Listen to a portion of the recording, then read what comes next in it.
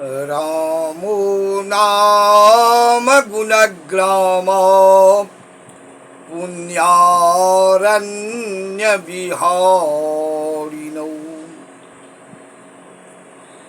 रामो नाम गुणग्राम पुण्यारण्यविहारिणौ। राम के जो नाम है उनका गुणगान करने से कहते हैं पुण्यारण्य विहारिणो।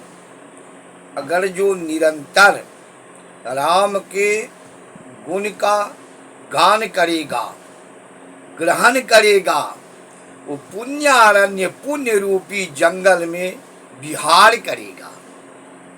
कहते हैं राम ग्राम गुण ग्राम पुण्यारण्य विहारिणो। पुण्य रूपी जंगल में विचरण करेगा, विहार करेगा। सवाल उठता है, वही संवाद है, भरत जी ने राजपद को क्यों त्यागा? गोस्वामी जी कहते हैं, राय राजपद तुम कह दिन्हा, पिता बचन गुरु चाहिए कीन्हा। गुरु वशिष्ठ जी कहते हैं, हे भरत, राजा ने राजपद तुमको दिया, राय राजपद तुम कह दीन्हा, पिता बचन, ये पिता का वचन है, गुरु का भी आदेश है, गुरु का भी वचन है। पिता वचन गुरु चाहिए कीन्हा, तुमको चाहिए ये राज करो। ऐसा हो जाता है, जो ज्ञानी व्यक्ति होते हैं वो बड़ों के वचन का विरोध तरीका से करते हैं, ज्ञान की तरीका से करते हैं। जो मूर्ख होते हैं वो तुरंत यश नो कर देते हैं, हाँ ना कर देते हैं। लेकिन जो ज्ञानी होते हैं उनके मुताबिक अगर उनको उस वचन का पालन नहीं करना है तो वो ज्ञान से, तरीका से उसका विरोध करते हैं। तो कहते हैं भरत जी, बिनु देखे रघुनाथ पद जिय के जरनी न जाए। उन्होंने रघुनाथ जी के पद को आगे कर दिया।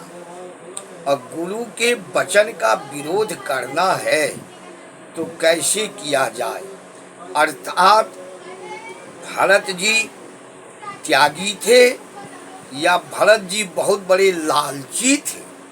सवाल ये उठता है, जो भरत जी त्यागी नहीं थे, बहुत बड़े लोभी थे। कैसे इसका प्रमाण आता है? संत महात्माओं के द्वारा दिया गया प्रमाण है। इसका प्रमाण आता है, अगर हमें कोई ये कह दे कि आप 100 का नोट मुझे दे दीजिए, आपको मैं 2000 का नोट दे दूंगा या 1000 का नोट दे दूंगा। अगर वास्तविकता हो जाती है, समझ में सच्चाई आ जाती है, तो चुपके से लोग 100 का नोट त्याग देते हैं, छोड़ देते हैं। लालच वो होती है जो बड़ों को अपने जाल में फंसा लेती है। बड़े बड़े ज्ञानी भी लालच के जाल में फंस जाते हैं। तो भरत जी त्यागी नहीं थे। भरत जी राम के दोनों पद और एक पद अयोध्या का राज, दोनों का समीकरण किए, दोनों की समीक्षा किए, दोनों को वजन किए। उस वजन के तहत तौल लिए कि किसमें हमें ज़्यादा लाभ है। तो इस कारण से उन्होंने राज्य का पद को त्याग किया और भगवान राम के दोनों पद को ग्रहण किया। आज अगर भरत जी ऐसा नहीं किए होते तो कौन भरत जी को जानता? कौन भरत जी को जानता? कई हजार वर्ष बीत गए, त्रेता की बात है।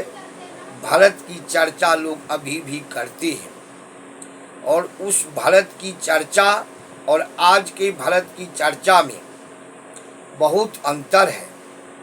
आज देखेंगे कि हर व्यक्ति अपने आप को भरत चित्रम देखते हैं, अपने आप को भरत से जोड़ते हैं, भरत के सदृश समाज को दिखाते हैं, और करनी उनकी रावण कंस की होती है। एक से एक दुर्दंड कठोर दुष्ट वाला काम करते हैं, लेकिन अपने आप को उसी भरत जी से जोड़ते हैं। तो वो भरत जी भी त्यागी नहीं थी, वो भरत जी भी बहुत बड़े लोभी थे। जैसे उन्होंने कहते हैं, बिनु देखे रघुनाथ पद जिय के जरनी न जाए, अर्थात उन्होंने रघुनाथ जी के चरण को अयोध्या के पद से बड़ा समझा। भरत जी बहुत बड़े लालची थे, बड़े बड़े ज्ञानी भी ऐसी लालच में फंस जाते हैं। तो भरत जी ने दोनों को समीक्षा किए, तराजू पर तौले, जो किस में ज्यादा वजन है, किस में हमें ज्यादा लाभ है, उस लाभ को देख करके भरत जी ने अयोध्या के पद को त्यागे। अर्थात भरत जी त्यागी नहीं थे, भरत जी भी लोभी थे। तो कहते हैं गोस्वामी जी, राय राज पद तुम कह दीन्हा, पिता बचन गुरु चाहिए कीन्हा। तो वशिष्ठ जी ये बात कहते हैं। तो इस विषय का वशिष्ठ जी गुरुदेव के वचन को त्यागना या न मानना सीधे सीधी भरत जी के लिए उचित नहीं था। इसलिए उन्होंने अपने ज्ञान के द्वारा, अपने बुद्धि विवेक के द्वारा उन्होंने इस पद को त्याग के रघुनाथ जी के चरण को ग्रहण किए, उसमें अपने आप को लगाए। ये असली भरत जी का लक्षण था। लेकिन भरत जी भी त्यागी नहीं थे, भरत जी भी दोनों की समीक्षा करके राम के पद को ग्रहण किए।